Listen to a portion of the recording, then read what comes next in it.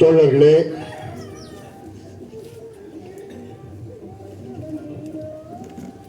பல இயக்கங்களை சார்ந்தவர்கள்,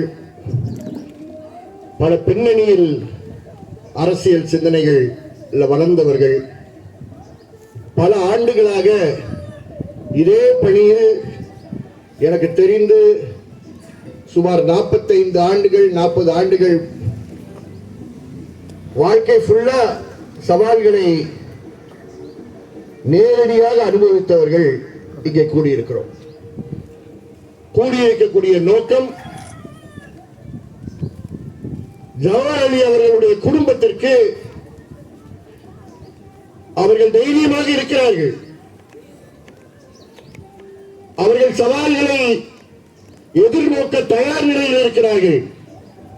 ஆனால் அவர்களுடன் நாமும் இணைந்து இருக்கிறோம் என்பதை பலத்த குரலில் கூறுவதற்காகவும் அமைதி காத்துக் கொண்டிருக்கக்கூடிய அரசுக்கு உன்னுடைய அமைதியை கண்டிப்பாக நாங்கள் கலைப்போம் என்று எச்சரிக்கை கொடுக்கக்கூடிய சிவில் சமூகம் சார்ந்த ஒரு கூட்டு குரல் தான் இந்த குரல். முதலில் குடும்பத்தை சார்ந்த நபர்களை பெயர் சொல்லி நான் கூற விரும்புகிறேன். மரியாதையுடன் பெயர் சொல்லி கூற விரும்புகிறேன். காரணம், உங்கள் ஒவ்வொருடைய பெயரும் எங்களுடைய குடும்பங்களுக்கு முக்கியம். நாங்கள் வந்திருக்கக்கூடியவர்கள் எல்லாம் தனியாக வரவில்லை.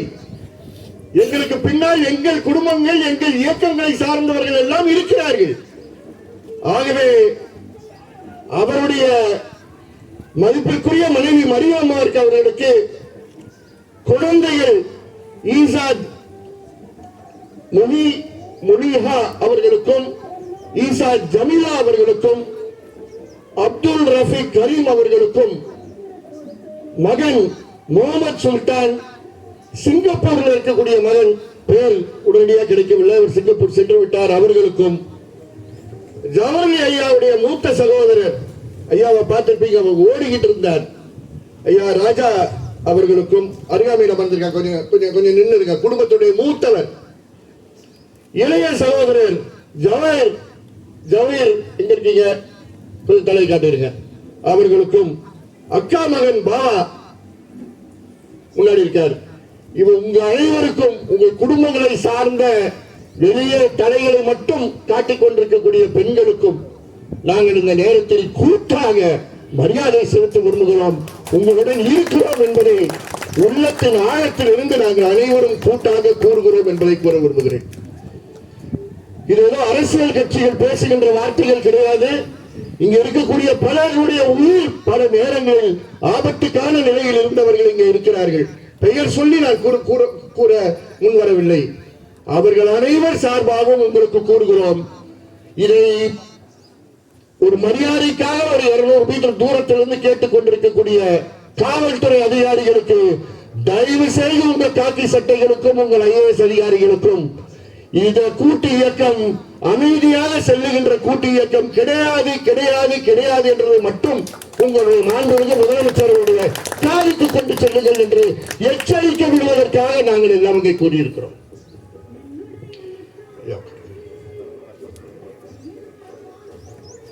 நான் துவக்கத்திலேயே ஒரு விஷயத்துடன் ஆரம்பிக்க விரும்புகிறேன்.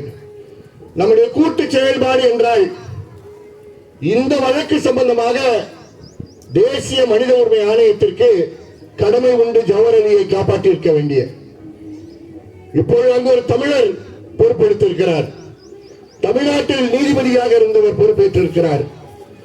பல மனித உரிமை தீர்ப்புகளை கொடுத்தவர்களாக இருந்திருக்கலாம். நான் மதிக்கிறேன். பொறுப்பெடுத்திருக்கிறார். இங்க இருக்கக்கூடிய அனைத்து இயக்கங்கள் சார்பாக மனு தயார் நிலையில் இருக்கு. ஆனால் அது தனியாக எப்பொழுதும் மனித உரிமை காப்பாளர் கூட்டமைப்பின் சார்பாக செல்லுகின்ற ஒரு மனுவாக இல்லாமல் இங்கே இருக்கக்கூடிய அனைத்து அமைப்புகள் சார்பாக ஆல்பபெட்டிக்கல் ஆர்டர்ல போட்டு அவர்களுக்கு அனுப்ப வேண்டும் என்ற அந்த ஆலோசனையை நான் வைக்கிறேன். அவர்களுக்கு தெரியட்டும், அரசியல் கட்சிகள் அமைதி காக்கலாம், ஆனால் சிவில் சமூகம் அமைதி காக்கவில்லை என்பதை தேசிய மனித உரிமை ஆணையத்திற்கு தெரியட்டும். அவர்கள் மூலமாக ஐநா சபையில் தொடர்புள்ள அனைவருக்கும் இது தெரியட்டும் என்ற முதல் கோரிக்கை உங்கள் முன்வைக்க விரும்புகிறேன். நண்பர்களே, இங்க 24ஆம் தேதி வந்தோம். குடும்பத்தை சந்திப்பதற்காக நேரடியாக வந்தோம். வருவதற்கு முன்பு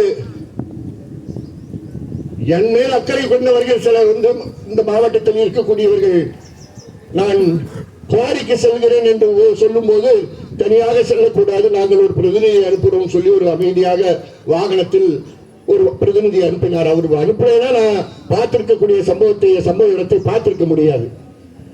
நேரடியாக குவாரிக்கு சென்று ஜவஹர் அலியுடைய நேரடி அவருடைய மனதில் இருக்கக்கூடிய அந்த அம்சங்களை நேரடியாக பார்க்கக்கூடிய வாய்ப்பு கிடைத்தது. நான் பணியில் சென்று கொண்டிருக்கும் போது ஆசிரியர் கூறினேன், இந்த பிரச்சனைக்கு தீ வைக்க வேண்டும் என்றால் தீ வச்சாதான் அதுக்கப்புறம் நியாயம் கிடைக்கும். ஒரு 200 மாணவர்களை மட்டும் நாம் இங்கே அழைத்து வருவோம். இந்த குவாரிய ஒரு 200 மாணவர்கள், வெவ்வேறு மாவட்டங்களை சார்ந்த இளைஞர்கள், ஒரு 200 பேரை பெண்களும் ஆண்களும் கூட்டிட்டு வந்து இங்க விட்டுட்டோம்னா அதுக்கப்புறம் தமிழக தீப்பிடிச்சு கொள்கிறோம். ஜவஹர் அலியுடைய தியாகம் என்னவென்பதை அவர்கள் ஜெனரேஷன் வைஸ் பேசுவார்கள் என்று நாங்கள் பேசினோம். அதிலிருந்து ஆரம்பித்துதான் இந்த 15 நாட்களுக்குள்ளார இருக்கக்கூடிய இந்த கூடுகை அந்த கருத்திலிருந்து ஆரம்பித்து வந்தது.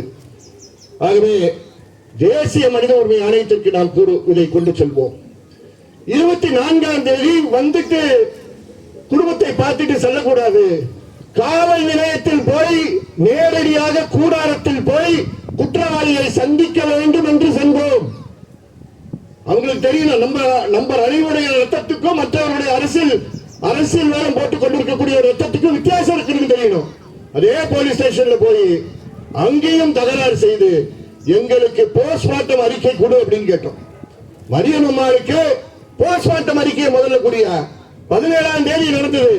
நீ ஒரு போஸ்ட்மார்ட்டம் நடத்தியிருக்க, 24ஆம் தேதி ஆச்சு போஸ்ட்மார்ட்டத்தை கொடு என்று கேட்டு எங்களுக்கு போஸ்ட்மார்ட்டம் சர்டிபிகேட்டே வரலன்னு சொல்லி அங்க இருக்கக்கூடிய ஒரு ரிப்போர்ட் செய்து நாங்கள் வந்திருக்கோம் என்பதை அங்க பதிவு செய்து நாங்கள் கேட்டோம் என்பதை அங்க பதிவு செய்து ரிசப்ஷன் டெஸ்க் ஆரம்பிச்சிட்டாங்கல்ல, அந்த ரிசப்ஷன் டெஸ்க்ல பதிவு செய்து எங்களிடம் தகராறு பண்ண கான்ஸ்டபிள் 606 அவர்கள் என்னையும் அதில் குறிப்பிட்டு விட்டு நேரடியாக மருத்துவமனைக்கு சென்றோம். மருத்துவமனைக்கு சென்று அங்கேயும் அக்கப்போர் இந்த போஸ்ட்மார்ட்டம் அந்த மருத்துவமனைக்கு பொறுப்பாக இருக்கக்கூடிய அன்று மதியம் பொறுப்பாக இருக்கக்கூடிய மருத்துவர் நிம்மதியாக தூங்கிட்டு இருந்தார். அவர் தூங்கிட்டு இருக்கான்ற சம்பவத்தை வந்து எங்களுக்கு சொன்னது அங்க இருக்க நர்ஸ் தான் சொன்னாங்க. அவரை கொஞ்சம் எழுப்பி கூட்டிட்டு வரோன்னு. நாங்க அதை பத்தி ஒன்றும் கவலைப்படல. அவரை போய் அவருடைய அலுவலகத்தை சந்திக்க தயாராக தான் சென்றோம். அவர் வந்த பிற்பாடு அங்கேயே ஒரு சின்ன அக்கப்போர் வந்தது. அப்புறம் நமக்கு வேண்டியதை முடித்துக் கொள்வோம் என்று போஸ்ட்மார்ட்டம் சர்டிபிகேட் கொடுங்கள் என்று அங்கேயும் அழுத்தம் கொடுத்ததன் காரணமாக மட்டும் மக்களே 26ஆம் தேதி குடும்பத்திற்கு தொலைபேசி மேல தொலைபேசி வந்து 26ஆம் தேதி வேகமாக போஸ்ட்மார்ட்டம் சர்டிபிகேட் கிடைத்தது. ஏதோ சும்மா நடந்த சமாச்சாரம் கிடையாது. 17ஆம் தேதி அவர் கொலை செய்யப்படுகிறார். இந்த பகுதியை சார்ந்த அனைத்து இயக்கங்களும் ஜமாத்தும் தொடர்ந்து போராடியதன் காரணமாக தான் 18ஆம் தேதி 11 மணிக்கு எஃப்ஐஆர் போடப்படுகிறது. ஒரு நாள் ஆச்சு எஃப்ஐஆர் போடுறதுக்கு. குற்றவாளிகள் யார்? வெறும் 6ஆம் குரூப்பா? அந்த ஸ்டேஷன்ல இன்ஸ்பெக்டரா இருக்கக்கூடிய அந்த திருடன் ராமையாவுடன் இந்த சம்பவம் நடந்த பிற்பாடு பேசிட்டு இருந்திருக்கிறார். அதே காவல் நிலையத்தில், எந்த காவல் நிலையத்தில் கீழ் ஃப்ளோர்ல சிசிடிவி கேமரா இருக்கோ இதையெல்லாம் பதிவு செய்வதற்கு காரணம் சிபிசிஐடி கேட்டுட்டு இருக்காங்க. உங்களுக்கு மட்டுமல்ல, சிபிசிஐடிக்கு தெரியட்டும். அந்த சிசிடிவி கேமரா இருக்கக்கூடிய காவல் நிலையத்தில் மேல் மாடியில எவ்வளவு திமிர் இருக்கலாம். மேல் மாடியில எதிரியுடைய வழக்கறிஞரோட உட்கார்ந்து பேசுறார். இந்த குடும்பத்தை சார்ந்தவர்கள் பார்த்திருக்கிறார்கள். சம்பவம் முடிந்தவுடன், அந்த சம்பவம் கொலை சம்பவம் முடிந்தவுடன் உடனடியாக ஒரு 4-5 நிமிடத்திற்குள் இன்ஸ்பெக்டர் அவர்களை சந்திக்கிறார். அவர் எப்பொழுதும் மொபைல் போனை வந்து ஆன்ல வைத்துதான் நடப்பாராம். அவரை ரொம்ப நெருக்கமா தெரிந்திருக்கக்கூடியவர்களுக்கு இது தெரிஞ்சிருக்கும். அவருடைய பழகியவர்களா இங்க பலர் இருக்கீங்க. மொபைல் போனை எப்பொழுதும் ஆன் பண்ணி வைத்திருப்பாராம். கரெக்டா இறந்தவுடன், கொலை செய்யப்பட்டவுடன் அன்னைக்கு காலையில் இருக்கக்கூடிய அனைத்து ரெக்கார்டிங்ஸும் ஆட்டோமேட்டிக் ரெக்கார்டிங்ஸ் அழிக்கப்பட்டது. அப்ப எவ்வளவு திட்டமிட்டு இதை செய்திருக்கிறார்கள் என்று பாருங்கள். இன்னைக்கு நம்ம பேசிக்கிட்டு இருக்கோம் முதலமைச்சர் தன்னுடைய அமைதியை உடைக்க வேண்டும் என்று.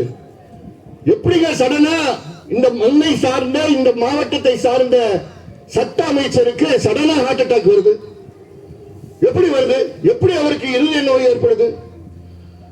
இருதய நோய் மட்டும் வராது, எல்லா நோயும் வரும். காரணம், அந்த பட்டியலில் அவருக்கும் இடம் இருக்கு என்பதை மறந்து விடாதீர்கள். அவருடைய பிஏ என்று சொல்லுகிறார்கள், பிஏ கிடையாது.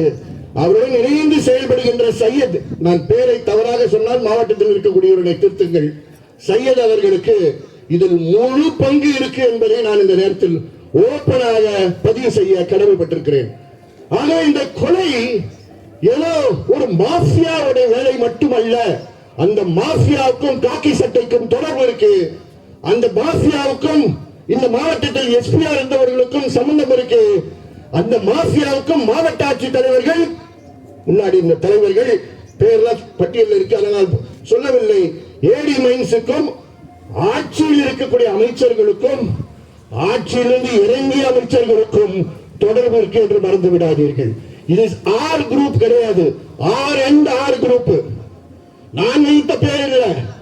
அந்த ஆர் வந்து ஏடிஎம்கே, அடுத்த ஆர் வந்து டிஎம்கே.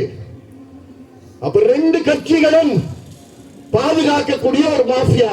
இந்த ரெண்டு கட்சிகளையும் கீழே பாதுகாக்கக்கூடியவர்கள் அரசு அதிகாரிகள் என்பதை வெளிப்படையாக தெரிந்த ஒரு உண்மை இந்த வழக்கில் இருக்கு என்பதை சொல்லுகிறோம். ஆகவேதான் நாம் கூட்டாக இந்த வழக்கை கொண்டு செல்ல வேண்டும். மிக அருமையாக விமர்சன கண்ணோட்டத்துடன் பல கருத்துக்கள் இங்கே வந்தது நான் மதிக்கிறேன். அங்கேயெல்லாம் நாம் இப்படி கூட்டாக நாம் பணி செய்யவில்லை. அந்த பாடத்திலிருந்து நாம் கூட்டாக பணி செய்ய வேண்டிய அவசியம் இருக்கு என்று கூற விரும்புகிறேன். சிபிசிஐடிடம் ஒப்படைத்திருக்கிறோம். இப்ப சொல்றேன், சிபிசிஐடியிடம் நாங்கள் போஸ்ட்மார்ட்டம் அறிக்கை வந்த பிற்பாடு நீங்கள் ரீபோஸ்ட்மார்ட்டம் செய்ய வேண்டும், குறிப்பாக எக்ஸ்ரே எடுக்கவே இல்லை என்று பதிவு செய்யும் போது நாங்கள் எல்லாம் நேர நீதிமன்றத்துக்கு செல்லவில்லை. மரியம் அம்மா பதிவு செய்கிறார்கள், மனு பதிவு செய்கிறார்கள். அவர்கள் பதிவு செய்வதற்கு முன்பே சிபிசிஐடி உடைய ஐஜியிடம் நான் பேசினேன். நமக்கெல்லாம் ஒன்றும் ஈகோ கிடையாது. பேசி ஒரு விஷயத்தை நான் சுகுமார் மூலமாக பேசி ஒரு விஷயத்தை முடிக்க முடியும் என்றால் அதுதான் சரியான பாதையாக இருக்கும். நீங்களே இன்வெஸ்டிகேஷன் எடுத்திருக்கீங்க, நேற்று நீங்களே போஸ்ட்மார்ட்டத்தை ஆர்டர் பண்ணுங்க, நாங்க கூட்டி கூட கேட்க தயார், நீங்க செய்யுங்க என்றுதான் முதல் வாய்ப்பு கொடுத்தோம். அதை மறுத்து விட்டார்கள். ஆகவேதான் வேற வழி இல்லாமல் நாங்கள் ரீபோஸ்ட்மார்ட்டம் என்று கேட்டு, எங்களுக்கு ரீபோஸ்ட்மார்ட்டம் செய்ய விருப்பம் தேவையும் கிடையாது, எக்ஸ்ரே மட்டும்தான் தேவைப்பட்டது, மற்றதெல்லாம் அந்த போஸ்ட்மார்ட்டம் அறிக்கையில் இருக்கு என்று காரணத்தினால் விட்டோம். நீதிமன்றத்தில் கேட்டார்கள், இதை நீங்கள் அரசியலாக்க பார்க்கிறீர்களா? ஆமா, அரசியலாக்க பார்க்கிறோம், கான்ஸ்டிடியூஷனல் அரசியலாக்க பார்க்கிறோம். இது constitutional challenge to the constitution. அரசியல் சட்டத்துக்கு ஒரு சவால். அரசியல் சட்டத்தில் வந்து வெறும் உரிமைகள் மட்டும் கிடையாது, சுற்றுச்சூழலை பாதுகாக்க வேண்டிய கடமை யார்கிட்ட இருக்கு? நம்மகிட்ட இருக்கு என்று அரசியல் சட்டம் கூறுகிறது. ஆகவே அரசியல் சட்டத்தினுடைய அரசியலை நாங்கள் நீதிமன்றத்தில் கொண்டு செல்ல தயார் நிலையில் இருக்கிறோம் என்று நீதிபதிகளுக்கும் தொடர்ந்து சொல்லிக் கொண்டிருக்கிறோம். எத்தனை சவால்கள் ஜெயராம் நீதிமன்றத்தில் பார்த்திருக்காரு. அந்த நீதிமன்றத்தில் அவர் எடுத்திருக்கக்கூடிய சவால்களுக்கு நீதிபதிகள் என்னென்னலாம் பேசியிருக்கிறார்கள், பேசுவார்கள். ஆனால் தொடர்ந்து களத்தில் அரசியல் ரீதியாக பேசுவது மட்டுமல்ல, நீதிமன்றத்திலும் அரசியல் பேச வேண்டிய சூழல் ஏற்படுகிறது. ஆனால் அது கான்ஸ்டிடியூஷனல் டியூட்டி சார்ந்து இருக்கக்கூடிய அரசியல். நாங்கள் அரசியலை வித்தியாசமாக பார்க்கிறோம். It's politics of constitutional duties. எங்களுக்கு கடமை இருக்கு.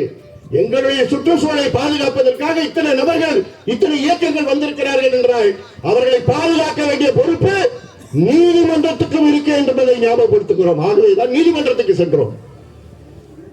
அந்த அழுத்தம் கொடுத்ததின் காரணமாக தான் 30ஆம் தேதி பாடியை எக்ஸ்யூம் பண்ணி கேட்டாங்க. குடும்பத்திலிருந்து 100 பேர்லாம் வந்துடக்கூடாதுங்க, எங்களுக்கு 100 பேர் யாருமே வேண்டாங்க. நாங்க குடும்பத்துல என்னென்ன அரசியல் எல்லாம் பண்ணாங்க சிபிசிஐடி. மத்தியானம் 1:30 மணியிலிருந்து 12 மணியிலிருந்து 2:30 மணிக்கு பதில் சொல்றதுக்குள்ளார மதுரையை சார்ந்த அரசியல் உங்களுக்கு தெரியும். 12:30 மணியிலிருந்து 2 மணிக்குள்ளார தான் நடக்கும். அது திருப்பரங்குன்றமா இருந்தாலும் அப்படிதான் நடக்கும். ஜவஹர்லி வழக்கில் அப்படிதான் நடந்தது. நான் என்ன சொல்றேன்னு புரிஞ்சுக்கிட்டீங்கல்ல? மதுரையில திருப்பரங்குன்றம் விஷயம் ஓடுது இல்ல, அது முக்கியமான அரசியல் எப்ப நடந்ததுன்னா 12:30 மணியிலிருந்து 2:30 மணிக்குள்ளார நடந்தது. இந்த வழக்கு அதான் ட்ரை பண்ணாங்க. குடும்பத்துக்கு வந்தாங்க, ஐயாவுடைய குடும்பத்துக்கு போறாங்க. வெவ்வேறு இடத்துல போய் குடும்பத்துக்குள்ளார இருக்கக்கூடிய வேற ஏதோ உறவுகள் சார்ந்த விஷயங்களை எழுப்ப பார்த்தார்கள். நாங்களும் குடும்பத்துடன் தொடர்பு கொண்டோம். மூத்த சகோதரர் சொன்னா, நீங்க எதையும் கவலைப்படாதீங்க, நாங்க எல்லாம் பேசிவிட்டோம், இந்தாங்க நேரா சிபிசிஐடி சப் இன்ஸ்பெக்டர் முன்னாடியே இருக்காரு, என்ன பேரு மணிகண்டன் இருக்காரு, அவர்கிட்ட பேசுங்கன்னு கொடுத்தாரு. இவ்வளவு வேலைகள் நடந்ததுன்னு உங்கள்கிட்ட சொல்றேன். மதியானம் 2:30 மணிக்கு போகும்போது நேரடியா ஆர்டர் வாங்க முடிஞ்சது. நண்பர்களே, இந்த வெற்றி நம் அனைவருடைய கூட்டு வெற்றி என்று இந்த நேரத்தில் பதிவு செய்கிறோம். கூட்டு வெற்றி. குடும்பத்திற்கு இது போன்ற கூட்டு வெற்றிகள் தான் தைரியம் கொடுக்கும் என்று மறந்துவிட வேண்டாம். இந்த கூட்டு வெற்றிகள் தான் அவர்களுக்கு பாதுகாப்பு கொடுக்கும் என்று மறந்துவிட வேண்டாம். அதுக்கப்புறம் விட்னஸ் ப்ரொடெக்ஷனுக்கு அவர்களுக்கு மனு செய்திருக்கிறோம். கூடிய சீக்கிரத்தில் அதுக்குள்ள பரம என்ன ஒரு டிஎஸ்பி பொன்னமராவதி டிஎஸ்பி குமார் அவர்கள் இப்ப த்ரெட் அனாலிசிஸ் ரிப்போர்ட்டை தயார் செய்து கொண்டிருக்கிறார். இந்த வீட்டில் சிசிடிவி கேமரா 24 hours ஸ்டேட் காஸ்ட்ல, நம்ம காஸ்ட்ல இல்ல, ஸ்டேட் காஸ்ட்ல போலீஸ் ப்ரொடெக்ஷன். அங்க ஐயாவுடைய வீட்டுக்கு, புதுக்கோட்டை வீட்டுக்கு, பிள்ளைங்க படிச்சுட்டு இருக்கக்கூடிய அந்த பகுதிக்கு எந்த பகுதியும் தேவையில்லை, அந்த பகுதிக்கு அரசின் செலவில் விட்னஸ் ப்ரொடெக்ஷன் கேட்டிருக்கிறோம் என்பதை இந்த நேரத்தில் பதிவு செய்ய விரும்புகிறேன். தயவுசெய்து எல்லாம் கைத்தட்டலுக்கு கிடையாது, நம்ம தகவல் தெரியணும் என்ற காரணத்திற்காக. சிபிசிஐடி விசாரணை செய்வதற்கு கொஞ்சம் நேரம் கொடுக்க வேண்டிய பொறுப்பு நமக்கு இருக்கு. ஆகவே அமைதியாக நேரம் கொடுக்கிறோம். உங்களுடைய தரமான விசாரணை நீங்கள் மேற்கொண்டீர்கள் என்றால் நாங்கள் அமைதியாக இருப்போம். ஆனால் அந்த விசாரணையில் மாவட்ட ஆட்சித்தலைவர் சார்ந்து மர்சியா இருந்தாலும் சரி, அருணாவா இருந்தாலும் சரி, அவர்கள் சார்ந்து நீங்கள் என்ன செய்திருக்கிறீர்கள் என்று நீங்கள் கண்டிப்பாக எடுத்துக்காட்ட வேண்டும். என் கையில ஒரு பேப்பர் குடும்பத்திலிருந்து என்கிட்ட கொடுத்துக்கிட்டாங்க. 14/6/2023 14/6/2023 ஜவஹர் அலியுடைய கையொப்பமுடன் என்ன கொடுத்திருக்காங்க. இப்பதான் கொடுத்தாங்க. அன்னைக்கு அவர் கூறுகிறார், பல அதிகாரிகளுக்கு போட்டிருக்கார். இது வந்து காவல்துறை கண்காணிப்பாளர், துணை கண்காணிப்பாளருக்கு கொடுத்திருக்க, கண்காணிப்பாளருக்கு துணை கண்காணிப்பாளருக்கு கொடுக்கிறார். கண்காணிப்பாளர் யாருன்னு உங்களுக்கு தெரியும், அதுக்குள்ளார போக வேண்டாம். அதுல கடைசி பேராகிராஃப், எனவே என்னை யாரேனும் தாக்கி கொலை செய்வதை தடுக்கும் விதமாக, அதாவது எதிரியிடமிருந்து என்னை காக்கும் விதமாக தமிழக காவல்துறை சார்பில் என்னோடு 24 மணி நேரமும் ஆயுதம் ஏந்திய காவலர் ஒருவரை நியமித்து என்னை காப்பாற்றி நான் என் குடும்பமும் பயமின்றி நிம்மதியாகவும் சுதந்திரமாகவும் வாழ வகை செய்ய வேண்டுமாய் கேட்டுக்கொள்கிறேன். இது அவருடைய வார்த்தைகள். 14/6/23 இதுக்கு பிற்பாடு உயர் நீதிமன்றத்தில் மதுரை கிளையில் அவர் தொடர்ந்த வழக்கு, அவரே மனுவார். 15/9/23 புதுக்கோட்டை மாவட்டத்தில் இருக்கக்கூடிய அனைத்து குவாரிஸ், இது மட்டும் திருமயம் மட்டும் கிடையாது, மாவட்டத்தில் இருக்கக்கூடிய அனைத்து குவாரிஸும் மாவட்ட ஆட்சித்தலைவர் பார்வை சீட்டு சட்டத்துக்கு உட்பட்டு இருந்தால் அவர்களுக்கு லைசன்ஸ் தொடரலாம், இல்லை என்றால் மூடுவதற்கு நடவடிக்கை எடு என்று ஆணை வாங்கியது ஜவஹர் அலி என்று மறந்து விடாதீர்கள். ஆகவே அவருக்கு எதிரிகள் ஏதோ திருமயத்தில் இருக்க RR குரூப் பட்டு கிடையாது. அதனாலதான் அவர் சார்ந்திருக்கக்கூடிய கட்சி, சார்ந்திருக்கிறதாக கூறுகின்ற கட்சி. இந்த கட்சின்னு உங்களுக்கு தெரியும், நம்மளுக்கு கட்சி அரசியலுக்கு நமக்கு ரொம்ப தூரம். அந்த கட்சியை சார்ந்தவர்கள் இன்று வரை மௌனம் சாதிக்கிறார்கள், எந்த முன்னெடுப்பும் எடுக்கவில்லை என்பதை பதிவு செய்ய விரும்புகிறேன். ஆளும் கட்சியை சார்ந்தவர்கள் உங்களுக்கு சம்பந்தம் இல்லைனா இது போன்ற ஒரு கொடூர சம்பவம் நடக்கும்போது குறைந்தபட்சம் ஒரு எஸ்பி ஒரு டிஎஸ்பி வீட்டுக்கு வந்து ஆறுதல் சொல்லிட்டு போக மாட்டாங்களா? குறைந்தபட்சம். உனக்கு அந்த நாகரிகம் இல்லை என்று எங்களுக்கு தெரியும், ஆனால் கேட்க வேண்டிய பொறுப்பு எங்களுக்கு இருக்கு. குறைந்தபட்சம் அதை செய்தீரா? குறைந்தபட்சம் அந்த மாவட்டத்துக்கு பொறுப்பாக இருக்கக்கூடிய மந்திரி வந்தாரா? வரவே இல்லை என்றால் கண்டிப்பாக இது வெறும் இந்த மாஃபியா கும்பலுடைய பணி அல்ல, அதை விட ஒரு பெரிய சர்க்கிள் இதில் இருக்கு, இந்த கூட்டு சதியில் இருக்கு என்பதை நாங்கள் அனைவரும் கூற விரும்புகிறோம். அதை நோக்கி உங்கள் விசாரணை செல்லவில்லை என்றால் கண்டிப்பாக நாங்கள் அனைவரும் நீதிமன்றத்துக்கு செல்வோம் என்பது மாற்று கருத்தே இருக்காது. நான் மறுபடியும் சொல்லுகிறேன், நாங்கள் அனைவரும் செல்வோம் என்பதில் மாற்று கருத்தே இருக்காது. இதில் அரசியல் படுத்துவது வெளியே இயக்கங்கள் மூலமாக செய்ய வேண்டிய பொறுப்பும் நமக்கு இருக்கு. அந்த அரசியல் படுத்துவது நீதிமன்றத்திலும் செய்ய வேண்டிய பொறுப்பு இருக்கு. ஜெயராமன் மிக சிறப்பாக கூறினார். அந்த என்டையர் ஆர்டிஐ டீடைல்ஸ் நான் கலெக்ட் பண்ணிட்டு இருக்கேன் என்றார். என்டையர் கனிமவளை துறை மைன்ஸ் டிபார்ட்மெண்ட் டீடைல்ஸை கலெக்ட் பண்ணிட்டு இருக்கேன். நம்மகிட்ட இருக்கக்கூடிய அனைத்து நிபுணத்துவம் எல்லா எக்ஸ்பர்டீஸையும் ஒன்னா போட்டு ஜவஹர்லி வழக்கு கண்டிப்பாக தண்டிக்கப்படக்கூடியவர்கள் எதுவும் வெறும் ஆர்ஆர் குரூப் மட்டும் இல்ல, இன்ஸ்பெக்டரும் உள்ளே போக வேண்டிய, எஸ்பிக்கு மேல ஆக்ஷன் எடுக்கக்கூடிய, கலெக்டர் மேல நடவடிக்கை எடுக்கக்கூடிய, மைன்ஸ் டிபார்ட்மெண்ட் மேல நடவடிக்கை எடுக்கக்கூடிய, ரெவென்யூ டிபார்ட்மெண்ட் மேல நடவடிக்கை எடுக்கக்கூடிய ஒரு மாதிரி வழக்காக மாற்ற வேண்டிய பொறுப்பு நம்முடைய கூட்டு பொறுப்பு என்ற நேரத்தில் கூற கடமைப்பட்டது. அது இல்லை என்றால் நாம் இன்று இங்க வந்து அவர்களுக்கு ஆறுதல் கூறுவது, அவர்கள் அந்த 1 கோடி ரூபாய்க்காக காத்துட்டு இருக்கல, அவர்கள் அதுக்காக காத்துட்டு இருக்கல. அந்த சிறப்பான அந்த 2 பெண்கள் நீட் பரீட்சைக்கு தயார் செய்து கொண்டிருக்கிறார்கள். உட்கார்ந்து கேட்டுட்டு இருக்காங்க, 2வது அறையில கேட்டுட்டு இருக்காங்க. பாருங்க, இந்த குடும்பத்துல எவ்வளவு பெரிய குடும்ப பொறுப்பு அவருக்கு இருக்குன்னு பாருங்க. இவ்வளவு பொது வேலை செய்துகிட்டு சொந்த சம்பாத்தியத்துல ஹாலோ பிளாக்ஸ் யூனிட் ஒன்று நடத்தி குடும்பத்தை நடத்தி அந்த குடும்பத்தில் இருக்கக்கூடிய குழந்தைகளையும் குடும்பத்தில் இருக்கக்கூடியவர்களையும் அவர்களையும் பொறுப்புடன் பார்த்துக் கொண்டிருக்கக்கூடிய ஒரு அருமையான ஒரு தகப்பனாராக இருக்கிறார் என்பது நமக்கு பெருமைக்குரிய ஒரு விஷயம். குடும்பத்தை தூக்கி எறிந்து விட்டு பொது வாழ்க்கைக்கு வந்தவர் கிடையாதவர் என்பதை இந்த நேரத்தில் பதிவு செய்ய விரும்புகிறேன். நண்பர்களே,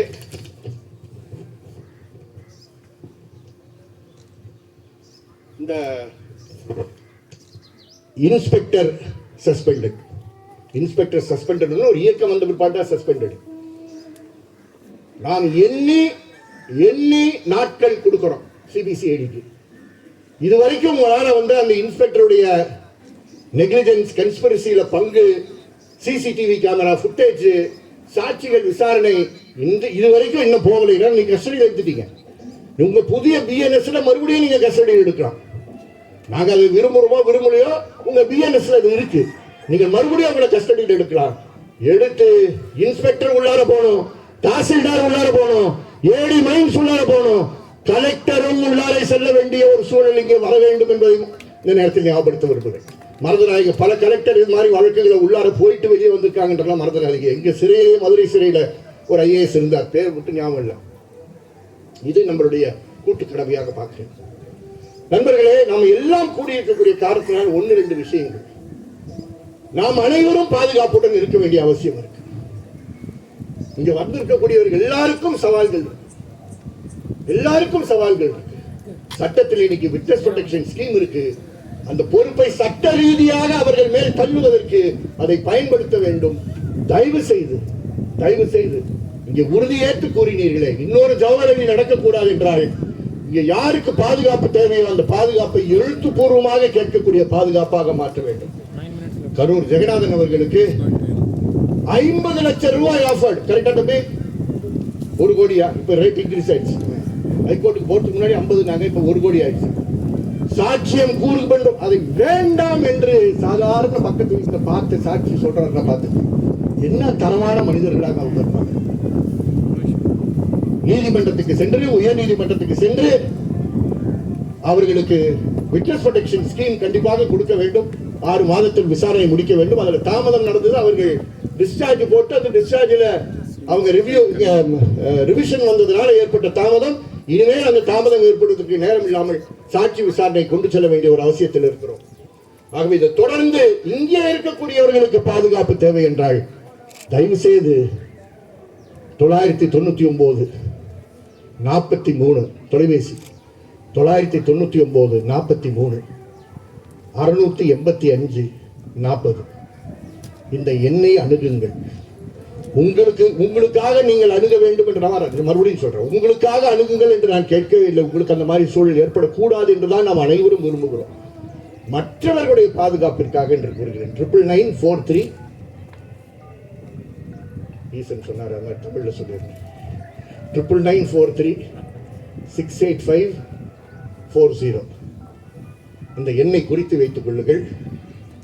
அருள் இந்த எண்ணை மறக்கக்கூடாது. எல்லாரும் பஸ்ல ஏற வேண்டிய சூழலில் இந்த நம்பரை மறந்துடக்கூடாது. இந்த நம்பரை மறந்துட்டோம்னா உள்ளார போயிடுவோம். அவர் பாவம் எழுதி வச்சிருந்தாரு, அந்த சீட் அந்த நேரத்தில் அவருக்கு கரெக்டான நேரத்தில் கிடைக்கிறது. தயவுசெய்து எங்க வச்சா பாதுகாப்பாக இருக்கும் அந்த இடத்துல வச்சிருங்க. ரொம்ப பாதுகாப்பா வச்சிடாதீங்க. பலருக்கு இதை பரப்புங்க. ஏன்னா நம்முடைய கூட்டு பாதுகாப்பு தான் நமக்கு பாதுகாப்பு. எனக்கு என்னுடைய அலுவலகம் பாதுகாப்பு கிடையாது. எனக்கு இங்க கூடி இருக்கக்கூடியவர்கள் நீங்கள் தான் எனக்கு பாதுகாப்பு. அதேதான் உங்களுக்கு பாதுகாப்பு. இங்க இருக்கக்கூடியவர்கள் தான் பாதுகாப்பு. காவல்துறை நமக்கு பாதுகாப்பு கிடையாது. காவல்துறையை நாம் பாதுகாப்பு கேட்பது சட்டத்தில் அது வாய்ப்பு இருக்கக்கூடிய காரணத்தினால் கேட்கிறோம். தவிர நீ என் வீட்டு வாசல்ல இருந்தா எனக்கு டேஞ்சர் அதிகம்னு எனக்கு தெரியும்.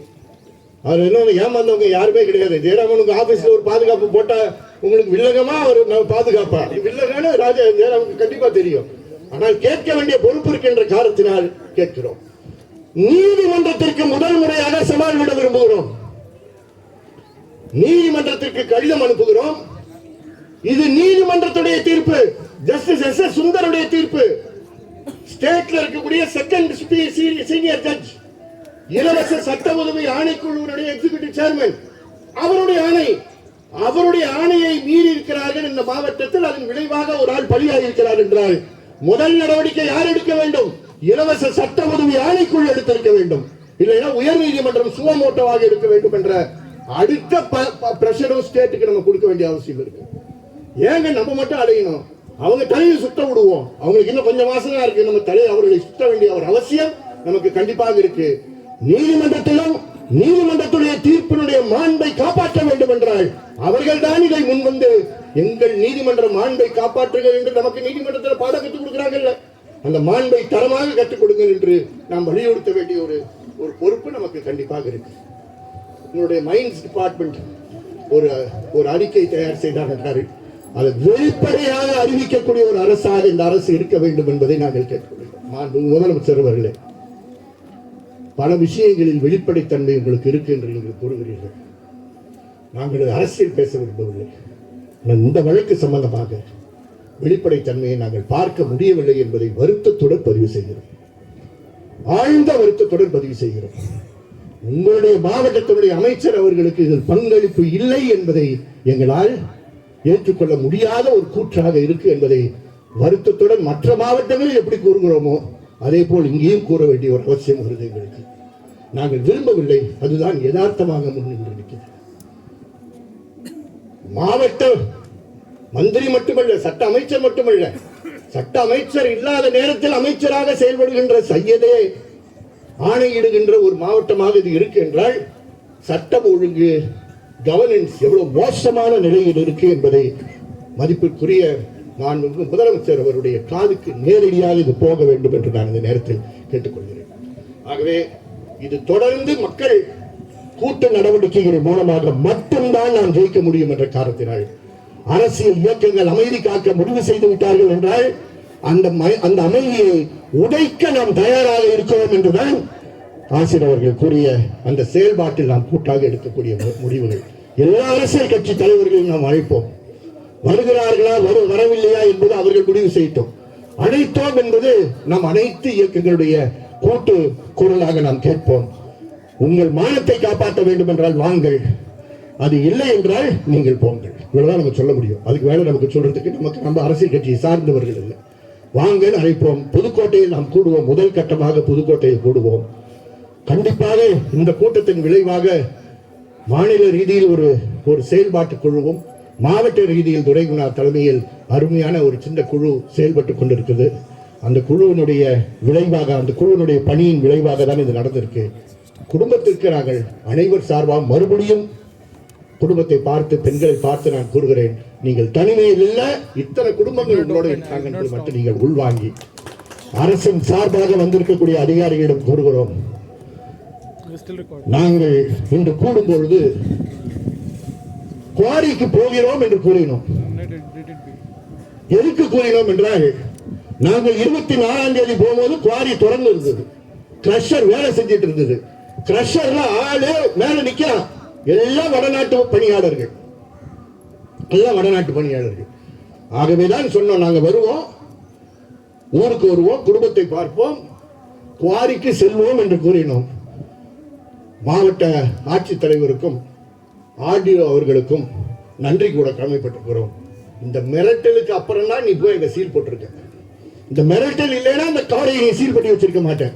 உன்னை இப்படியே தொடர்ந்து மிரட்டி கொண்டே இருப்போம் என்பதை கூறுகிறோம். எங்களுக்கு தேவையில்லை இந்த குவாரிக்கு கூட்டாக போடுவதற்கு. நாங்கள் யாரும் கூட்டா போகவில்லை. நீ அதுக்காக காத்துட்டு இருந்தேன்னா நீ போய் சாப்பிடறதுக்கு வழியை பாரு. ஆனால் தொடர்ந்து இதே போல் கண்காணித்துக் கொண்டிருப்போம் என்று மறந்து விடாது. இறுதியாக உங்களுக்கு கூறுகிறோம், தமிழகத்தில் இருக்கக்கூடிய அனைத்து குவாரி இந்த 13 மாவட்டங்களில், தென் மாவட்டங்களில் அதை தாண்டி செய்வதற்கு இந்த சத்து பத்தலை என்ற காரணத்துக்காக தான் 13 மாவட்டங்களை குறைச்சுக்கிட்டோம். இந்த நீதிமன்றத்துக்கு உட்பட்டு அபேண்டன் குவாரிஸ், இது போன்ற குவாரிஸ், ஏற்கனவே லைசன்ஸ் முடிஞ்ச குவாரிஸுக்கு கிரீன் ஃபண்டுன்னு ஒரு ஃபண்டை வசூல் பண்றாங்க. அது பல கோடி ரூபாய் இருக்கு. ஒவ்வொரு மாவட்டத்திலும் அந்த கோடி ரூபாய்க்கு பொறுப்பு மாவட்ட ஆட்சித்தலைவர். குறைந்தபட்சம் அவர்கள் என்ன செய்ய வேண்டும் என்றால், மூடப்பட்ட குவாரியை சுற்றி ஃபென்சிங் போட வேண்டும். குறைந்தபட்சம் ஃபென்சிங் போட்டா வசூல் போயிடும்ல. ஏன்னா ஃபென்சிங் போடாம இருந்தா அதே மைன்ஸ் அவங்க ஆபரேட் பண்ண முடியும். என்ன சண்முகம், அதனால பண்ண மாட்டாங்க. அந்த வழக்கும் நிலுவையில் இருக்கு என்று மறந்து விடாதீர்கள். கூடிய சீக்கிரத்தில் மதுரையில் அந்த வழக்கு வரும். அந்த வழக்கு வரும்போது கண்டிப்பாக நாங்கள் ஜவஹர்லாலை உதாரணமாக எடுத்துக்கொண்டு அந்த வழக்கில் வாதாடுவோம் என்பது இப்பவே நான் கூற கடமைப்பட்டிருக்கிறோம். ஆகவே இது வெளியேவும் போராடுவோம், நீதிமன்றத்துக்கு உள்ளேவும் தொடர்ந்து போராடுவோம். இயக்க ரீதியாக போராடுவதன் காரணமாக மட்டும்தான் நீதிமன்றம் செயல்பட முடியும். வெளியே அழுத்தம் இல்லை என்றால் நீதிமன்றம் செயல்படாது என்றது மட்டும் கூறி தொடர்ந்து ஒன்று சேர்த்து நாம் இருப்போம். இந்த முயற்சி எடுத்த புதுக்கோட்டை மாவட்டத்தில் இருக்கக்கூடிய துரைகுணா மற்றவருடைய தலைமையில் செயல்படுகின்ற அந்த குழுக்கு மனமார்ந்த நன்றியை கைத்தட்டி சொல்லுங்கள். அவர்களுடைய முயற்சி, அவர்களை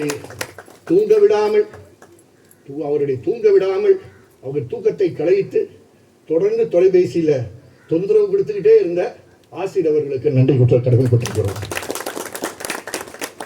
குடும்பத்தாருக்கு நீங்கள் தைரியமாக இருக்கிறது தான் எங்களுக்கு தைரியமுடன் நாங்கள் செல்கிறோம்.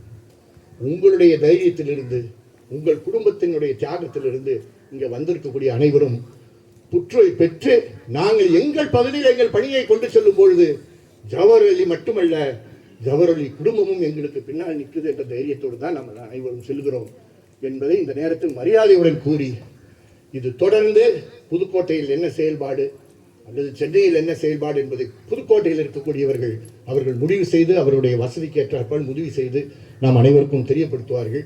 அதை நாம் தொடர்ந்து கொண்டு செல்வோம். ஒன்றாக இருப்போம். நம்முடைய பாதுகாப்பு, நம்முடைய கூட்டமைப்பின் மூலமாக பாதுகாப்பு இருக்கு. இது பெரிய பட்டியல் போட்டு நான் தலைவர் செயலர் என்று சொல்லுகின்ற விஷயம் இல்லை. உங்கள் உயிருக்கு ஆபத்து என்றால் நாங்கள் நிற்கோம் என்று உறுதி கூறுகின்ற ஒரு கூட்டமைப்பு என்றது மட்டும் கூறி, நான் கூறுவது எனக்கும் சேர்த்து கூறிக்கொண்டிருக்கிறேன். ஆகவே நாம் இணைந்து செயல்படுவோம். இணைந்து மற்றவர்களுக்காக குரல் கொடுப்பதற்கு இந்த கூட்டமைப்பை பயன்படுத்திக் கொள்வோம். இந்த எண்ணை பயன்படுத்திக் கொள்வோம். ஒரு ஆப் இருக்கு, HRDA ஆப்னு ஒன்று இருக்கு. HRDA மட்டும் வச்சு மனசுல வச்சுட்டு ஒரு ஆப் இருக்கு, அதை டவுன்லோட் பண்ணிக்கோங்க. அதிலையும் நீங்கள் புகார் அனுப்பலாம் என்பது மட்டும் கூறி, வந்திருக்கக்கூடிய அனைவருக்கும் நன்றி கூறி, குடும்பத்துக்கும் நமக்கும் ஒரு சின்ன பிரச்சனை வந்துருச்சு. இறுதியில் சொல்லிட்டேன்னு பார்த்தேன். எல்லாரும் சந்தேகத்தில் பார்த்துட்டு இருப்பீங்க, என்ன பார்த்து இறுதியாக பிரச்சனை இருக்கு. நாங்கள் ஐயா தொலைபேசி பேசி சொன்னார், இன்னைக்கு இல்லை எங்கள் வீட்டுக்கு வரீங்கன்னா சாப்பாடு எங்கேயும் ஏற்பாடு பண்ணக்கூடாது, நாங்கள் தான் ஏற்பாடு பண்ணுவோம் என்று உரிமையுடன் குடும்பத்துடைய மூத்த சகோதரர்களுக்கு கூறினார். ஆகவே அவருக்கு நாம் அனைவரும் நன்றி சொல்ல கடமைப்பட்டிருக்கிறோம். இதுதான் எங்களுக்கு லோக்கலுக்கு அவங்க நமக்கு ஏற்பட்ட ஒரு பிரச்சனை. அவரே சொன்னார், உங்கள்கிட்ட கேட்டுதாங்க அந்த பிரச்சனையை தீர்க்கணும்னு சொல்லி அவருடைய அன்பை அவர்கள் காட்டியிருக்கிறார்கள். நான் உங்களுக்கு குடும்பத்திற்கும் நன்றி. உங்களுடன் கூட்டாக இந்த பகுதியில் ஜமாத் உறுப்பினர்கள் அன்று போராடினீர்களே, உங்கள் போராட்டத்தின் காரணமாக தான் எஃப்ஐஆர் வந்தது என்று நாங்கள் மறக்கவே மாட்டோம். தொடர்ந்து இறுதி வரை போராடி கொண்டு ஒன்னொன்னும் பெற்றுவிடுவோம் என்று உறுதி கூறுகிறோம்.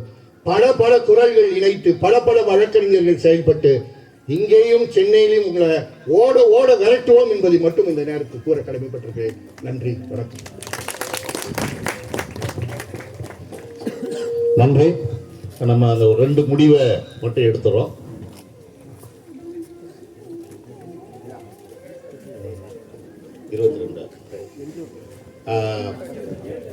டேட்டு இப்போ கொஞ்சம் ஒரு 2 நிமிஷம் ஐயா ஒரு 2 நிமிஷம். ரொம்ப நேரம் உட்காந்துருக்கிறீங்க, புரியுது. ஒரு நான் சொல்றேன். உட்காரு, நீ உட்காரு எல்லாரும் உட்காரு. ஒரு 2 நிமிடம். நாம் எல்லாரும் சேர்ந்து கூடி ஒரு 2 நாள் ஒரு இடத்துல போய் தங்கி மனித உரிமை காப்பாளர் கூட்டமைப்பை வந்து கட்டுவது சம்பந்தமாக ஒரு பயிற்சி எடுத்துட்டு செய்வதற்கான ஒரு தேதியை வந்து மார்ச் மாசம் செய்யலாமா? மார்ச்ல கொஞ்சம் சிக்கல் இருக்கா? நோன்பு காலம் மார்ச்ல